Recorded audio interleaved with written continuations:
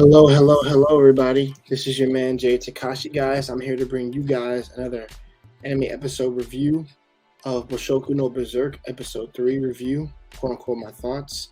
And let's get right into it, guys. This is gonna be a short video, so you know, if you're new to the channel, be sure to like, comment, subscribe as always. And let's get to it.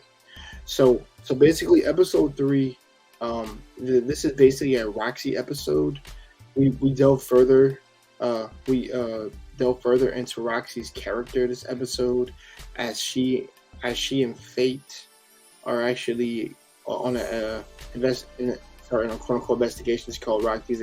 The title of the episode is called Roxy's Inspection, and throughout the episode, we're learning little by little how much of a good person Roxy is.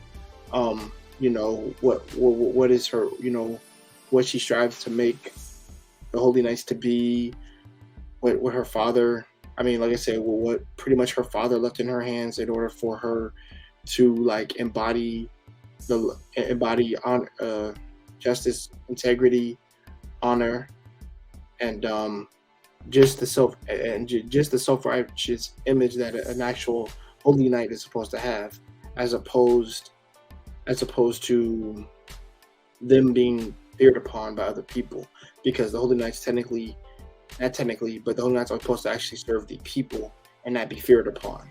They're supposed to be able to be looked up to in a sense.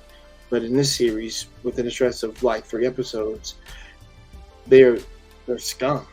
Honestly, they're full of themselves.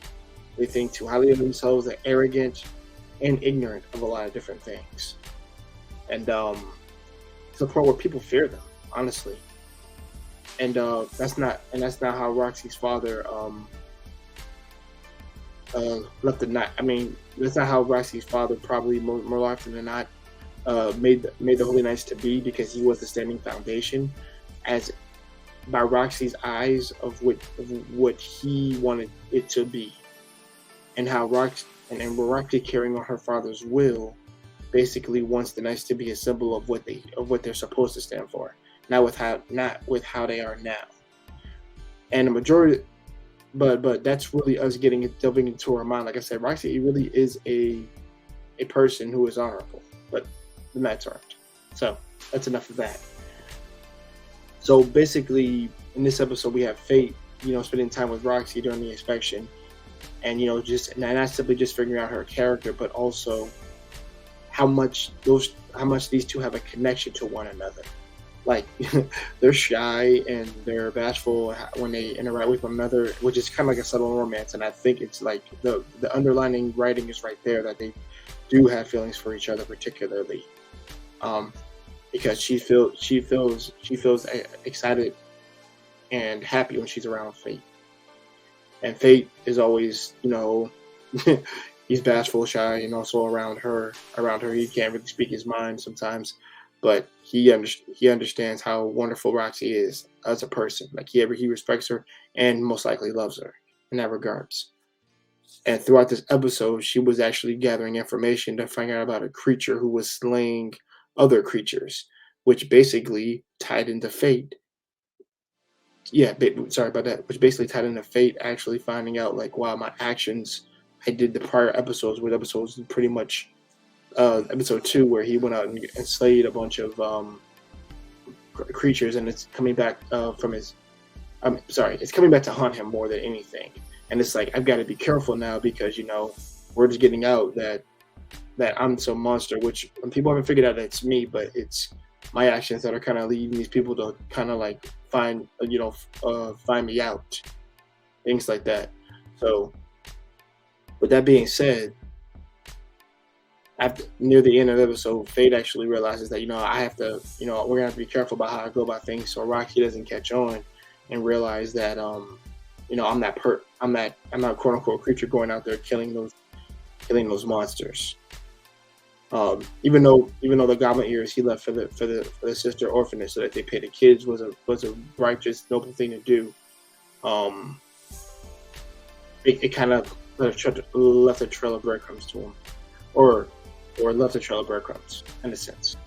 But with that being said, we have, like I said, Roxy and Fate encounter more this despair of the Holy Knights, particularly of them trying to not treating people wrongly, just being disrespectful and just being complete pure scums. And I think it's gonna come to head in the current episodes later that they might do something about it, or Roxy might stand up and actually do something and actually fight the Holy Knights Pearly at one point. That's just a thought of mine. But off this episode, I'm seeing like I said, Roxy's intentions are pure, are are good, pure, good, and righteous. And I'm really hoping that she finds a way to reconstruct the night to make the Holy Knights the way she wants it to be. I would honestly say she would honestly have to get rid of the people who are currently in her employment because they're just shitty people. They're just really shitty, and that's pretty much it for right there. But at the end of the episode, we literally have Holy Knights talking about an excursion in Gallia somewhere, which means that there's a big plot to be had, and it's gonna involve them probably doing something shady. I'm guessing. So, and the episode pretty much ends there.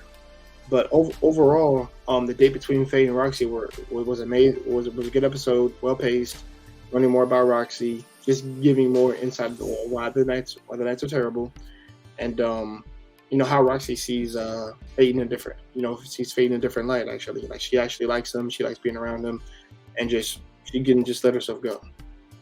Now, with that said, guys, that brings this review slash thoughts to a close. This is Big Man Jay Takashi. You know what it is. Drink water, green tea, and be sure to exercise. All right. With that said, y'all, peace out.